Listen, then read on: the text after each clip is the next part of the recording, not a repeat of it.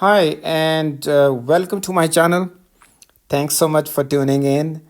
The fact that you are giving a few minutes of your life means a lot to me. I'm really honest about that. I value people, even when one person watches my video and appreciates it, give me encouragement, that means a lot for me. Okay, so this video is about some overview and what I have done so far, what I'm planning to do, some of my thoughts. So I just finished CMOS and transistor scalings, and after every section I finish, I try to look back, I readjust things, and I plan next things and look at where I'm heading towards.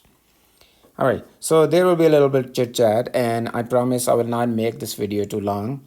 And actually, yesterday I was watching a lot of content on FPGA, SoC, Verilog, physical design, and noticed that once a video goes beyond 10 to 15 minutes, I start losing concentration and focus. I don't know about that, but I feel my span is 10 to 15 minutes maximum for good focus. After that, I'm not paying that good attention. And some of the videos I did were 20, 25 minutes, close to 30 minutes. So I think a good strategy is to have a YouTube video of 10 to 15 minutes. Now, all the students sitting in the lectures for 40 minutes and an hour, I don't know how that time goes. I remember my time too. It is really hard to focus. But maybe with age, my span of focus or attention or concentration has gone down, and you are really good at that. If that is the case, great. Anyway, the first thing I did was I have renamed my channel as Chip Expert, and I have introduced that Chip Expert logo in it too. So hopefully you like that. I'm still in Colorado, okay, and I love Colorado, but I really like Chip Expert and the Chip Expert logo. So building everything, design, service, and education under the umbrella of Chip Expert. All right. What I have covered so far, this course, this content that I'm creating, focuses on digital IC design. And I have created an outline and I tweaked that a little bit here and there, but overall it's the same plan that I've been going with it. So the things that I have covered so far on YouTube, free content, is the first one is combinational circuits, and you will see in my the playlist that I have. In that you will see topics, and I'll mention combinational, sequential, CMOS, transistor scaling, all that, so that you can find a relevant topic easily. So I'm done with combinational circuits. I'm done with sequential circuits. I always feel that I need to add more details, but I think that the very basic curriculum that I'm creating that covers all those. People always can read more content about some of the stuff, and then I might do another round where I will cover even more advanced topics within those. CMOS circuits, I thought I really need to teach that and go over that before I hit physical design. So I'm really happy that I did that. During CMOS came the topic of transistor scaling. I really wanted to give students the idea of the latest transistor that we have. When you read book, especially our old literature, which is really good, our basics haven't changed. So all those books that you study or read or during your undergrad or grad are still very good. But what happens is a lot of examples are from the older technology. It's not that older technology is not used. Actually, in analog, a lot of older technology is still very good. Actually, they prefer older technologies. But it's also important for the students to know the latest transistor that they use, especially in the physical design of large RTL design. So I thought that is really important that you go through the transistor scaling, has some aspects of it learned. Okay, so I'm very happy that I did that. So 4 things are done. And really, my next focus is physical design. But I need to give a refresher or primer on RTL or Verilog before, because physical design starts with RTL. So if you're not familiar with RTL, that's not good, because understanding that is good. Gate level netlist generation is the very first topic under that. And for that, it's very important that you know Verilog or system Verilog or HDL. You have some concept of that. But I don't want to give a complete like 20, 30 videos on Verilog or RTL. People have already done a lot of videos on that topic, and I was browsing through. There is a lot of good content out there, but what I struggled to find was, okay, if somebody has already some knowledge, or maybe somebody doesn't want to study in depth, and they just want to spend an hour on it and learn some basics of it and get the idea, the core idea of it, and enough so that they can understand physical design. That's what I wanted. I did RTL design a long time ago, but I just wanted to revise things. I've revised that before, but I thought, okay, it's really good if there is something in Verilog in 1 hour or Verilog in 30 minutes type of thing. So yeah, that's what I'm thinking.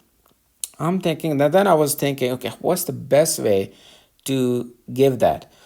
The thing is, if you start with the first module and here, it starts getting very boring. So I thought, okay, what are the top 10 circuits? Five in combinational and five in sequential that I can bring, and then I show how you code them in Verilog, and that's it. And that those 10 circuits, the code I bring, that should cover 90% of the constructs out there in Verilog. Especially the concept that I'm focusing on are the one which you can synthesize and convert into an actual hardware, not the verification one or not the behavioral one. For example, in Verilog, you have a lot of time that pound sign for delay. I mean, delay what? Delay you can create, you have to put some inverters, you have to put some buffers there. That reminds me, we didn't discuss buffer, but those mean that means two inverters together as a buffer. Okay, and those will have delay. But just putting a hash, a pound sign, I mean, in Verilog, you can delay it, but it doesn't equate to a delay, right? Similarly, there are a lot of things in Verilog or system Verilog which are used there just to test your main hardware written in Verilog. So I'm not covering those. I will cover those maybe sometime once I'm gone through all the remaining modules, the important ones, the necessary ones, and then we will look into some of the validation side of the things and maybe bring an expert on UVM things. So I will cover that, but not right now. So right now I'm focusing on the pure hardware related, the commands in Verilog that we can use to model a hardware, to create a hardware. And whether you go to ASIC or FPGAs, relevant tools, the synthesis tool, they can identify those and they can convert those into a hardware. So that is the purpose. So I'm gonna do that. I'll show you in the intro. I picked 10 circuits. Maybe I will show you in the RTL or the Verilog videos. Those 10 circuits in combination and in sequential. And I will not spend more than 10. I'm thinking of 10 minutes for each circuit. So that how it becomes like an hour for it. So maybe I'll convert it into an online course of 1 hour long, because in videos I do a lot of chit chat. But 60 minutes, not more than that. All right, so main topic really I'm heading is physical design. So I'll be giving 2 month physical design training in Saudi Arabia during hopefully December, January time. So I'm preparing for that. But what I thought, okay, let's do something different.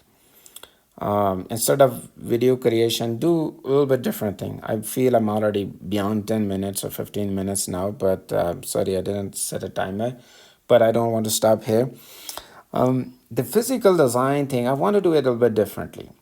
That another trouble I realized when I was going through YouTube videos was it's very hard to put yourself under discipline, that you have to watch these videos, then you have to do some exercise, you have to study some additional so that you can get an expert on it.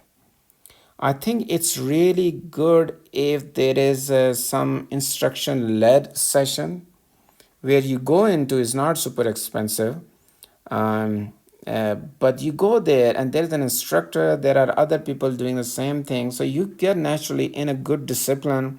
It's for 5 7 days, not a very huge commitment. You can do it part-time, and some sort of environment where you can ask questions, live questions. So I've been thinking about that, and I decided, okay, I want to do a physical design, an overview, like teaching you the core concepts of physical design, right? I won't be able to do all the labs and exercises because I don't have licenses for Synapse or Cadence. But what I can teach you is the key components there and the core concepts behind each component. And let's do a 7 day challenge. 1 hour every day. I come, I present, and explain. People ask me questions at the end. I answer those. That's what we do every day. And then we also have a private community, like a Facebook page or something, where only certain people can, only the people in the challenge are part of it. And people can ask questions there all the time. I can answer, some other people can answer those one. And since people are at the same level, it will be really cool. I actually did a course like that a while back, very expensive one, not an IC design, but something else. And that was really cool. A great atmosphere. You learn a lot from that. So I'm thinking of in a week later, and I will send a link soon to for sign up for a 7 day challenge on physical design. Just both implementation side and verification side, block level, top level, just the gut of it. You learn the core concepts on it so that you get an overview of it. And then in future, I will go into in depth into each area, and hopefully with some of the open source tools, some of the labs I will do and explain everything there. So stay tuned for that 7 day challenge. I think it will be a lot of fun than simply me doing recording videos. All right, once that is done, then computer architect maps and risk is next. I wanted to do it before that, but because of the training, I will do this. Automation, scripting, that is also part of my list. Perl, Tickle, shell scripting, and we will do a test chip for sure, a small SoC. All right, let's finish this video here. Already too long. If you have any question, let me know. Talk to you or see you. Bye.